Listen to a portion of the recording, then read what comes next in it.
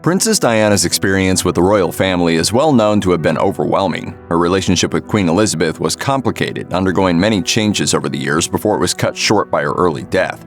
Here's a look at Princess Diana's relationship with the Queen. Princess Diana was not totally unfamiliar with the royal family before her relationship with Prince Charles. She was raised in a comfortable setting, including some time living on the Sandringham estate, and was around the royals on a regular basis. She came from a very aristocratic dynasty. The Spencers go way back in history. In fact, her father was an equerry to the Queen, while her grandmothers worked as ladies-in-waiting to Queen Elizabeth's mother. Diana had even spent time around Prince Andrew and Prince Edward as a child, and played with them on several occasions. The Spencer family was prominent, and one of Diana's sisters even courted Charles for a while before she introduced him to Diana. It would be fair to say that Diana knew what the royal family was like from a young age, and that she had seen how things worked. She had also interacted directly with Queen Elizabeth, who was godmother to Diana's brother, Charles Spencer. Diana maintained that her match with Prince Charles was something that was finalized by Charles and her. She said firmly in an interview with the Reader's Digest writer, "It was Charles and I who decided on the marriage, not the Queen. Us. No one else." But Queen Elizabeth believed that Diana was a good fit for Prince Charles.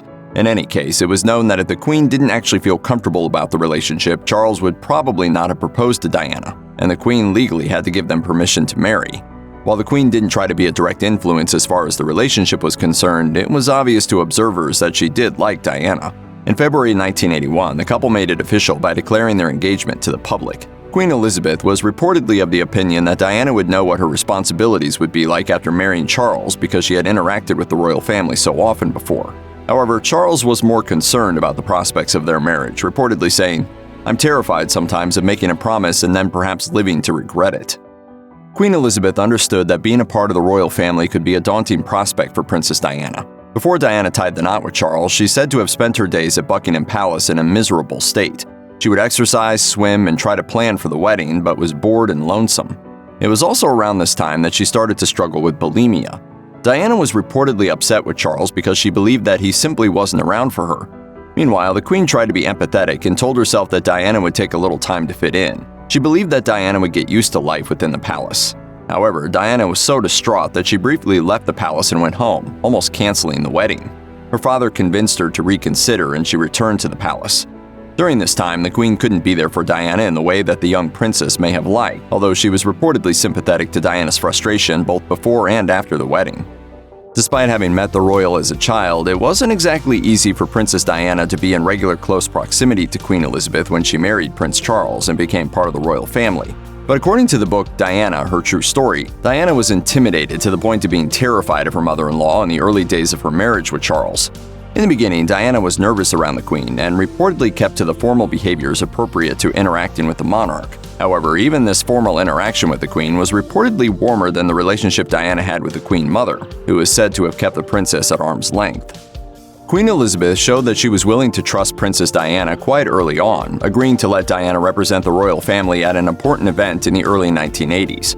Grace Kelly, the Princess of Monaco, passed away in 1982, and Diana attended her funeral on behalf of the Queen. According to Diana, Her True Story, Diana said that many didn't think that she'd be permitted to go to the funeral, but the Queen surprised her by saying she didn't see any reason why Diana shouldn't go. She was only 21 years old at the time, but the Queen allowed Diana to travel alone on her first trip abroad as a member of the royal family. Morton says that those who saw her were impressed by her, quote, dignified manner at the highly charged and at times mawkish funeral service. For Princess Diana, marriage to Prince Charles was tough from the start. The Queen tried helping in little ways. Unfortunately, Charles and Diana were two very different people, and it was difficult for them to overcome their differences. Charles was known to have been somewhat of a playboy before he got married to Diana, while his wife had never dated and didn't know what to expect from her relationship. Queen Elizabeth reportedly wished to see things improve between the two and believed that the couple's children, Princes Harry and William, would help them grow closer together. However, this didn't happen, and the royal couple's conflict grew bigger. Diana found it hard to cope and started relying on the Queen for help. She would visit her and speak to her about her problems. The Queen tried to listen to her and provide assistance. A staff member at the royal palace said that the visits were helpful for the princess, usually resulting in a lifting of her mood. Ultimately, Queen Elizabeth couldn't do much for Princess Diana in terms of offering her emotional support. Things got worse for Diana when she realized that her husband was involved in an extramarital relationship with his former girlfriend, Camilla Parker Bowles. Charles reportedly made his preferences in romance clear when he said, "I refuse to be the only Prince of Wales who never had a mistress." Apparently, the Queen wasn't supportive when Diana turned to her for help. Diana reportedly approached her with tears in her eyes, hoping for advice. She asked her what her next steps should be. The Queen simply said, "I don't know what you should do. Charles is hopeless." But when the news of Charles's infidelity became widespread, the Queen was reportedly upset because she wasn't someone who supported extramarital affairs. She made sure that her son's mistress was prevented from entering the palace and reportedly described Parker Bowles as a wicked woman. The relationship between Princess Diana and Queen Elizabeth got messy as time went by. Diana had always been a bit different from others in the royal family, and she didn't try to hide it. For example, she chose an engagement ring from a catalog rather than having one custom-made, as is tradition. Also, when she married Prince Charles, she made it clear that she wouldn't say that she would obey him as his wife. Things soured further between Diana and her mother-in-law after Diana spoke to her biographer Andrew Morton in the early 1990s. Some of Diana's friends and family members also collaborated on the book. This didn't go down well with the Queen, who was reportedly stunned that the princess would contribute to the biography in any way. As far as Diana was concerned, she didn't know what else to do and was feeling, quote, at the end of her tether.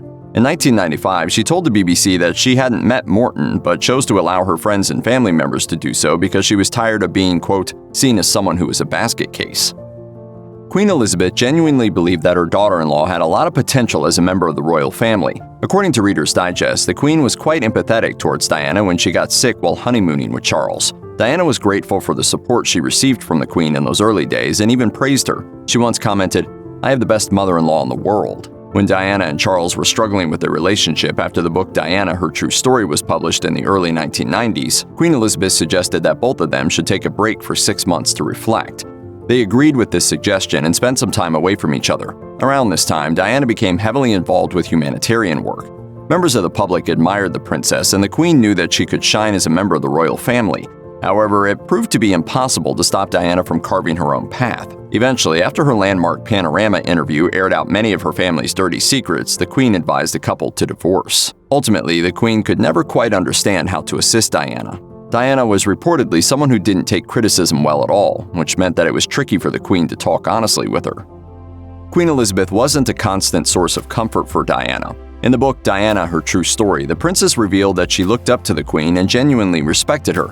However, she reportedly told her mother-in-law, "I'll never let you down, but I cannot say the same for your son." According to the same source, Queen Elizabeth was candid with Diana at times about their marital troubles and what she believed the causes of them were. The Queen reportedly even expressed to Diana that she believed that her son could never come to terms with the princess's battle with bulimia. According to Diana, she saw it as the cause of the marriage problems and not a symptom. She also added that she mostly had a good relationship with her in-laws but didn't try to work extra hard to please them. She said, "I get on very well with them, but I don't go out of my way to go and have tea with them." August 31, 1997 was a terrible day for the royal family. Princess Diana and her partner Dodi Al-Fayed died in a tragic car crash on the streets of Paris while being pursued by paparazzi. News flash at 4:41, that's just a few minutes ago, that Diana, Princess of Wales, has died, according to British sources. When it was announced that the princess had died, the world grieved publicly at a scale that struck many Britons as being without precedent. They also lashed out at the Queen for not flying from Balmoral to London as soon as possible, and for not honoring Diana by hoisting the royal standard flag at Buckingham Palace. Meanwhile, it was believed that the Queen chose to stay at Balmoral in order to take care of her grandchildren, Princes Harry and William. She wanted the boys to absorb the shock of their mother's death on their own. As Diana biographer Ingrid Seward wrote, her first priority was to protect them. As for the flag, the Queen's explanation was that it was simply protocol to not use it when she wasn't in residence at the palace. According to ABC News, Queen Elizabeth wrote about Princess Diana in a letter to a friend, saying that the princess's death was a massive loss for the country. She added that it brought people together in a, quote, rather inspiring way as people across the globe collectively mourned the loss. She also said that she was filled with admiration for the way Diana had raised and looked after Princes Harry and William. The Queen offered some perspective into what was happening in Balmoral and said that she had been occupied with her grandchildren. She wrote, "This week at Balmoral, we have all been trying to help William and Harry come to terms with the devastating loss that they and the rest of us have suffered." The Queen also spoke about her late daughter-in-law in public in tones that were stoic but affectionate. While addressing the country in a speech before Diana's funeral, the Queen paid tribute to Diana, calling her an exceptional human being. In good times and bad, she never lost her capacity to smile and laugh, nor to inspire others with her warmth and kindness. Check out one of our newest videos right here. Plus, even more grunge videos about the British royal family are coming soon. Subscribe to our YouTube channel and hit the bell so you don't miss a single one.